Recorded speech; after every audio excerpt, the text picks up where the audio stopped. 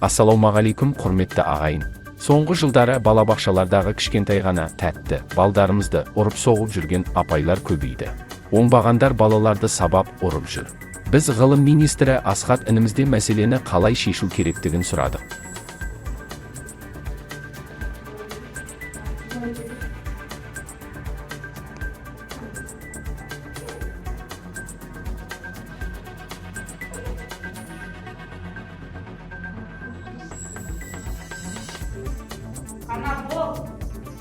Балабақша деп қалдыңыз ғой жаңа, Гаухар туралы пікір айтқан кезде. Балабақшада да заңсыздықтар көбейіп кетті. Неше түрлі енді зорлық-зомбылық әрекеттер ғой, түрлі бейне жазбаларды көреміз. Тіптен ерекше балаларға қарсы жасалып жатқан зорлық-зомбылықты көргенде тіптен жүрегің ауырады. Мұны қалай реттейміз? Өйткені білеміз, мемлекеттік балабақша бар, сосын мемлекет бір жағынан жекеменшік балабақша ашамын дегендердің барлығына мүмкіндік берді. Тіпті тексермеңдер, мазасын алмаңдар деп те айтты. Бірақ енді қайтарымы мұндай болмау керек еді ғой. 10 жыл бұрын балабақшалардың санын көбейту үшін мемлекет не деді? Біріншіден, енді балабақшаларды лицензиядан өткізбейміз деді. Екіншіден, ешқашан тексермейміз деді. Үшіншіден, оларға ешқандай талап қоймаймыз, бармаймыз, қарамаймыз, барлық мүмкіндік берді. Бұл өте жақсы шешім болды бір жағынан. Өйткені осы уақыттың ішінде бізде 3 пен 6 жас аралығындағы балаларды біз 99,8%-ға дейін қамтуды жеткіздік. Бірақ қазір бізге бұндай сандық көрсеткіштер емес, сапа мәселесіне көңіл аудару керек. Сондықтан біз не істеп жатырмыз? Біріншіден, біз лицензиялау мәселесін көтердік. Бұның алдында 2 жыл бұрын бұл министрліктің бастамасы болды. Өкінішке орай бірнеше мемлекеттік органдар бұл мәселені өткізген жоқ, және Атамекен палатасы бұл мәселеге толығымен қарсы болып шықты. Сондықтан біз келісе алмағаннан кейін бұл заң жобасын мәжіліске кіргізе алмадық. Бұны шындықты айтуым керек. Өйткені біз мәжіліске бір заң жобасын кіргізуіміз үшін біз Атамекенмен, қоғамдық бірлестіктермен, мемлекеттік органдармен барлығымен келісіп шығаруымыз керек. Бұл шешім ол уақытта өткен жоқ. Қазір біз бұл шешімді қайтадан көтеріп, кіргізіп жатырмыз. Жалпы қазіргі уақытта біз мемлекеттік органдармен бұл мәселені талқылағанда түсініп жатыр, қолдау тауып жатырмыз. Жалпы мемлекеттік емес ұйымдарда бұл мәселеге басқа көзбен қарап жатыр. Сондықтан біз бұл мәселені қалай болса да енгіземіз деп санаймыз. Екіншіден, алдыңғы жылдың соңында былтыр біз аттестацияны енгіздік. Әр 5 жыл сайын міндетті түрде, ол жекеменшік болсын, мемлекеттік болсын, балабақшалар аттестациядан өтеді. Соның нәтижесін қарасақ, 80% аттестациядан өткен жоқ. Ол нені білдіреді? Ол сапаның жоқтығын білдіреді. Үшіншіден, осы мектептер, балабақшаларда неге жаңағында келеңсіз жағдайлар болады? Өйткені бұл балабақшалар мысалы көбінесе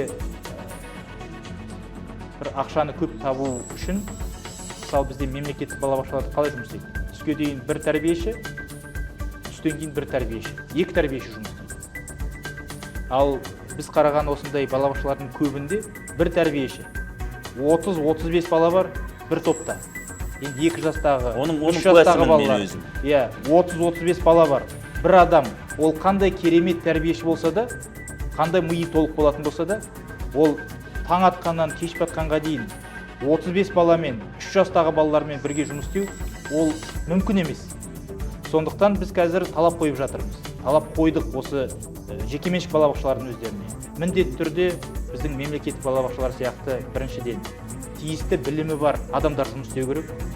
Екіншіден, міндетті түрде жаңағы бір ғана маман емес, 2 маман жеткілікті деңгейде жұмыс істеу керек. Үшіншіден, міндетті түрде барлық балабақшаларда бейне камералары болу керек. Төртіншіден, тиісті санитарлық және де өртке қарсы талаптарға сай болу керек. Осы барлық талаптарды қазір біз міндетті түрде енгіздік. Осы талаптарға сай жұмыс істеу керек. Әрине де қазір әртүрлі петициялар қаптап кетті ғой. Соның ішінде петицияларда бар, осы талаптарды кіргізбеу, әртүрлі хаттар бар, жоғары жаққа бағытталған. Бірақ біздің ойымызша бұл балалардың мүддесі. Әрине де тәртіп болу керек. Ұнамауы мүмкін, бірақ бізге ол мәселе қызықты емес, бізге қызықтысы жаңа керегі балалардың қауіпсіздігі. Сондықтан бұл шешімді біз қалай болса да соңына дейін жеткіземіз. Қазір тексеруге мүмкіндік бар ма, жоқ па жекеменшік? Қазір тексеруге бізде мүмкіндік аттестация шеңберінде 5 жылда бір рет тексере аламыз. Және де ата-аналардың шағым болатын болса, онда барып тексере аламыз. Жақсы. Мен жаңа балабақшадағы қауіпсіздікке қатысты қарсы шығып жатқандар туралы айтып қалдыңыз. Енді мен айтайын, ол үшін, ол нәрсені түсіну үшін меніңше сіздің балаңызды үкіметтермен балабақшаға бару керек. Сол кезде бұның қаншалықты қажет екенін түсінуге болады енді. Өйткені өзім балам балабақшаға баратын адам ретінде мен айтып отырған мәселе. Балаңа біреу тиісіп жатса, жаны шығып кете жаздайды. Иә. Ендігі мәселе былай. Және шенеуніктерді сосын сынаймыз енді.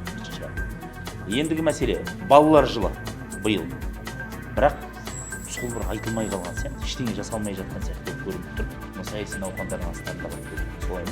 Олай емес, енді балалар жылы деген ол тек қана әртүрлі шаралар емес қой. Билбордтар жоқ бұрынғыдай. Иә, тек қана билборд ақпаратпен ғана ол мәселе өлшенбейді. Ол нақты балалар үшін не істеліп жатыр деген мәселемен өлшенеді. Не істеліп жатыр? Мысалы, соның ішінде дарынды балаларды алайық. Дарынды балаларға биылғы жылы заң қабылданды, арнайы. Бұның алдында 10-15 жыл айтқан мәселе. Енді дарынды балалар егер халықаралық олимпиадаларды жеңімпазы болса, онда олар ұбытсыз грант алады. Бұның алдында болған жоқ қой, болған жоқ. Екіншіден, егер осындай балалар болатын болса, олар және олар дайындалған тәлімгерлер бір мезгіл үстемақы алады, 4 миллионға дейін. Бұның алдында болды ма, болған жоқ. Соның ішінде спорттық шараларға қатысқан, сондай әлемдік додаларға қатысып жеңімпаз болған спорт әлде мәдениет жағынан сондай бір өте мықты балаларға да осындай мүмкіндік берілді. Оларды да енді грант жеңіп алды. Біріншіден. Екіншіден, тиісті арнайы көмек қажет ететін балалар үшін де арнайы тиісті жоспарлар бар. Ерекше балаларға. Мысалы, ол балаларды не маңызды? Біріншіден, ерте анықтау керек. Ерекшеліктер. Ол үшін ПМПК-лар жұмыс істейді. Екіншіден, оларға анықтағаннан кейін көмек көрсету керек. Ол үшін бізде КППК-лар жұмыс істейді. Коррекция жұмысын жүргізетін. Осы екі мәселе бойынша биылғы жылы өте көп орталықтар ашылып жатыр. Қай жастан бастады? Сондай бір оларды 1 жастан бастап, 6 айдан бастап қарауға болады. Тегін бе? Тегін. Оларды мысалы бізде қазіргі уақытта 87 ПМПК бар. Қазір біз жаңа заңнамаға өзгеріс енгіздік, жаңа норма қабылданды. Соның арқасында енді 40 жаңа ПМПК ашылады. Бұл керемет нәрсе ғой. Балалар жылында болып жатыр. Соның арқасында бізде кезекте тұрған қаншама балалар тиісті ерте олардың ауытқулары анықталатын болады. Егер ауытқулар ерте анықталатын болса, онда ол балаларға көмек көрсетілетін болады. Және де осы балаларға ерте енді анықтау ғана емес, көмек көрсету үшін бізде реабилитациялық арнайы орталықтар ашылады. Оларға жаңағы жекеменшік балабақшалар, жекеменшік мектептер сияқты тек қана мемлекет тарапынан, мемлекет қашан ашады деп тосып тұрмайтындай мемлекеттік заказ тапсырыс беру мәселесінде де біз заңнамаға кіргізіп, ол мемлекет басшысы оған қол қойды. Бұлда да қазіргі уақытта осы реабилитациялық орталықтарды өте жылдам ашылуына септігін тигізеді. Ол деген мыңдаған балалардың тағдыры. Көресіздер ғой. Сондықтан мысалы бізде аутист мәселесі бойынша қазіргі уақытта бір үлкен мәселе орын алып тұр. Бұның алдында енді бізде бұл ауытқушылық бойынша елімізде сондай бір үлкен мектепте болған жоқ, тәжірибеде болған жоқ, методикаларда болған жоқ. Бірақ қазіргі уақытта осы жұмысты жүргізуіміз қажет. Оларды ерте біз анықтауымыз керек. Өкінішке орай біз ол балаларды қашан анықтаймыз? Бізге балабақшаға келгенде біздің тәрбиешілеріміз көріп қояды. Ол балалар басқа балалармен сөйлеспейді. Әлде бір мәселені, бір нәрсені алып оны айналдыра береді. Әлде бір-біріне жаңағындай көзбе-көз қарамайды деген сияқты осындай әртүрлі өзінің тиісті сипаттары бар. Ол кеш. Иә, сол сипаттарға қарайды. Ол балабақшаға 5-те келді, 4-те келді. Ал ол уақыт кеш.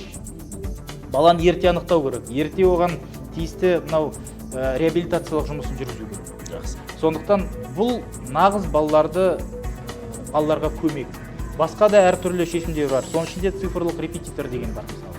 Біз осы аз қамтылған осал топтардағы 500 мың балаға қосымша жұмасына 3 сағат қосымша осы репетитордың көмегі болатындай қосымша сабақтарды берейін деп отырмыз. Мектепте ме? Иә, мектептің балаларына. Өйткені енді ол мысалы сіздің балаңыз бар, басқа да балаларға сіздер мүмкіндіктеріңіз бар. Қосымша репетитор керек болатын болса, репетиторға апарып, мүмкін қосымша ақшаны беріп, ол балаға мүмкіндік бере аласыз. Ал әлеуметтік осал топтардың балалары кінәлі емес қой. Егер олар ағылшынға қосымша берем десе, егер ол математикаға қосымша берем десе, біз неге оған ондай мүмкіндік бермейміз? Сол мүмкіндікті бүгін мемлекет беру үшін біз 500 мың балаға осындай мүмкіндік беріп отырмыз.